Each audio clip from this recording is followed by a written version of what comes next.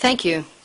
Thank you for inviting me to this event, and thank you to the organizers. I have lived in prison for 8 years, and I've lived firsthand all the repression, and I'm very far from. This is very far from Europe, and for you, this seems very remote. You hear some news, but you don't really know what's going on there. I won't introduce myself because it was done very well. In 2002, we presented in a legal initiative in line with the Constitution in Cuba, the Constitution that is not legitimate, but there are certain rights. So we presented a bill with thousands of signatures on it of Cuban citizens asking for a referendum. We wanted a plebiscite vote on the future of the country. And the response in less than a year was to imprison 75 dissidents, most of them for being involved with the referendum. Some were independent journalists. Of course, it isn't really independent. It is manipulated. But there were also librarians for lending books that were disapproved of. 75 of us went to the prison, and another person, Lando Zapata Tamayo, out of the 72 were freed. There are still 3 in jail.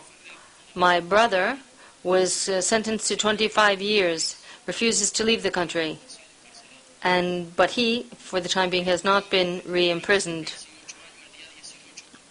And we spent 8 years in prison, in a cell, except for 1 year where we were put in common quarters.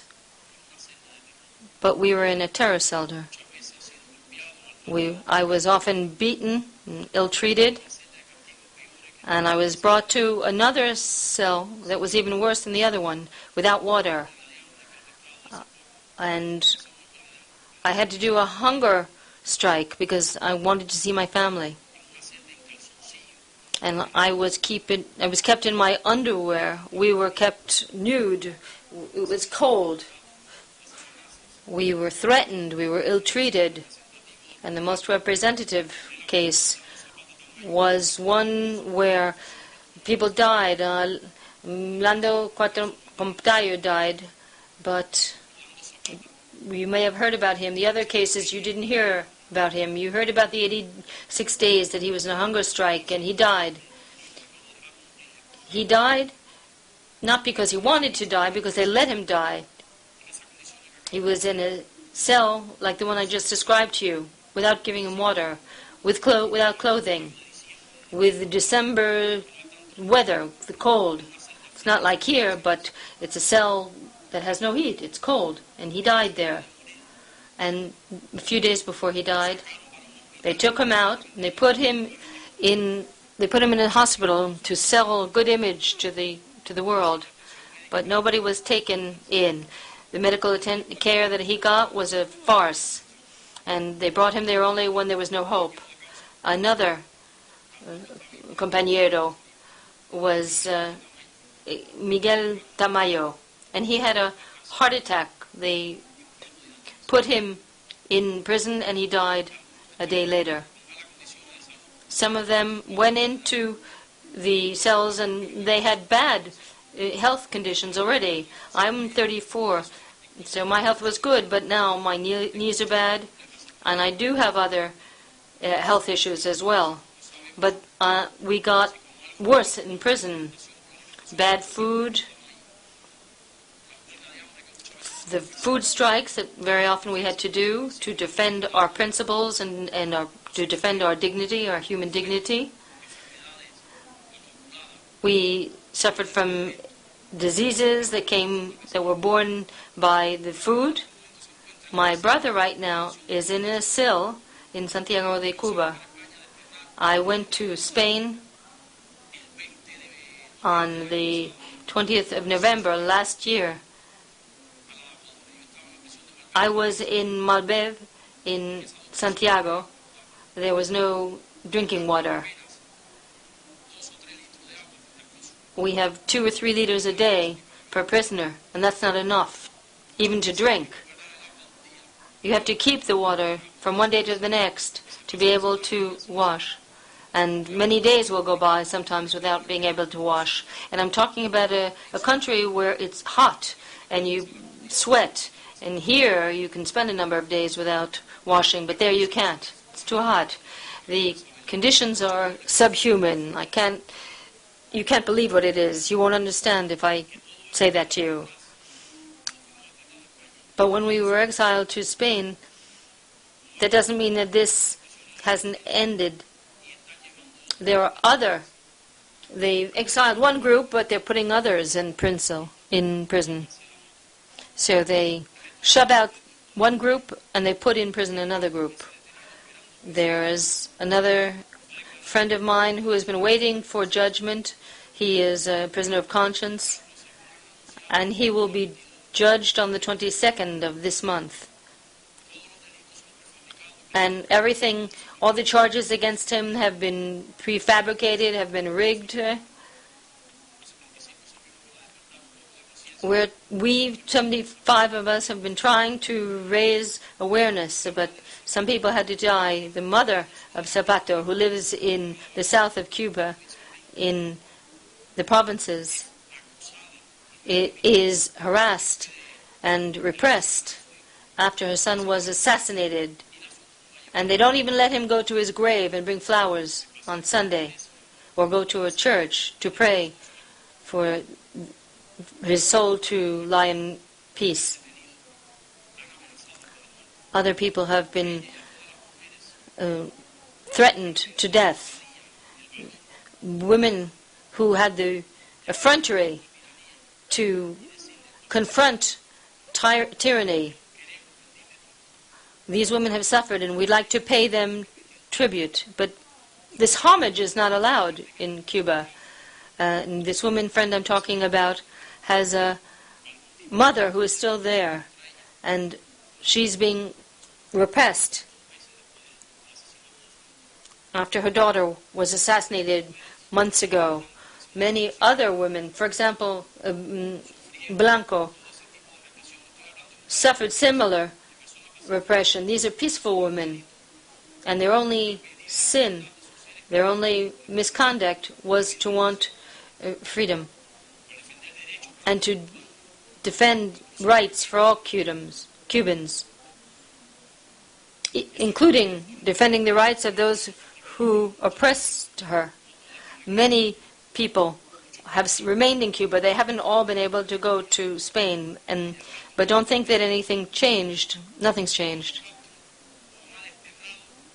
Now, there are still sanctions in Cuba. We cannot go back to our country. My brother and 2 friends who defend the same cause and have no hope that they will be released because they refused to be exiled, and these were one of the conditions to be released. They have to accept being exiled, and they're not. And if this is not the case, he will stay in jail. He will stay in his house, and if the dictatorship ends, the sentence will still not have ended. Many women in Cuba are showing their bravery and defend human rights, and they're still harassed and oppressed. Not only these women themselves, but their families too. Rosa Rodriguez, in a liberation movement, she has a child, young, about 20 years old, a young man, a woman, and she was threatened not to defend human rights. And since the woman refused to give up her cause, her son was put in prison. And he was imprisoned simply for being her son. And this is a person who is mentally unfit, sent for torture, and sent to a number of different prisons, including the prison where my brother was. So in Cuba there are no rights. We're at a conference where we're talking about rights against arbitrary detention. But the people we're talking about now are people who have no reason to be sent to prison. There are no rights of any kind. We are humans, and we have rights to have rights. And we should be respected, and our rights should not be violated, and our freedom and our physical integrity should be respected. And Raúl is no better. He has taken over from Fidel, but an abduction took place by people who grabbed the man. They were hooded and they beat him in the middle of the night. And they brought him to a deserted field and was killed, and we don't even know very often where people are left. People, members of liberation movement that I've mentioned, and many others are suffering. Some people, the right to go abroad and visit their families, when they come back they are repressed and they suffer. They sentenced me to 28 years and they threatened me with death and my brother as well. And we were given, another friend who defended the same aim was given a life sentence. None of us were violent or had lifted a hand against anyone. We were just defending our cause. It's normal for people to be able to be free and make their own decisions, but in Cuba we have a dictatorship that's been there for more than half a century. And I'm asking you, at this summit, to the participants here, and all people of goodwill, all who want human rights to be respected, to demand that the dictatorship in my country do away with the laws that violate human rights, and that they should do something, because the laws that brought us into prison are still in force. I saw with my eyes, and I was ill-treated. I saw people who died due to a hunger strike. Many of us now are in a poor state of health as a result. People who opened their veins or the neck. And nobody would do this in a normal atmosphere. They do it because they can't put up with the torture that they're being subjected to anymore. I wanted to show you one of the methods of punishment that are being used in Cuban prisons. It's called crucifixion. They try to crucify people like Christ was crucified, and they put you on a grill, they put handcuffs on each hand, and you remain there for as long as they want. And you have to go to the bathroom in your own clothes, your natural needs, and the handcuffs pinch your wrists and it hurts you, and you hang there. They have another one called the crab. And they put you on the floor nude with your hands attached with one hand on the other foot. And they leave you there as long as they want to punish you. And you have to put up with it. You can't defend yourself. And you're side by side with other prisoners who can't defend you. And there's another one called Chaquita, where they put your hands on your wrist and on your waist and your feet, and they leave you there for days. It depends. They want to have you cave in. They want to kill your soul. They want to destroy your body slowly. I could tell you much more, but I don't have enough time. What I want to tell you is that nothing has changed in Cuba, nothing will change until the Cubans make this happen, like in Egypt or in Tunis, and as what it hasn't been able to happen in Libya, because a cruel tyrant is massacring his people. And if Cubans don't do their bit, and I hope the people are listening to me now and will listen in the future, people have to do something, otherwise this will not share. And here I'm talking about allies of Gaddafi and all the dictators in Africa and the Middle East. We're talking about the Chavez in Venezuela. I listened very sadly to what Mr. Rodriguez tell us about what was happening there. And if people don't defend themselves, Chavez will stay in the country and we will have the same situation in Venezuela, what we have in Cuba. It all seems very far what's happening to us because we're very far away. You can't see what's happening because of the censorship. But we have lived this all firsthand. As our brother Juan Gota, who suffered from torture in prison, we must continue to fight.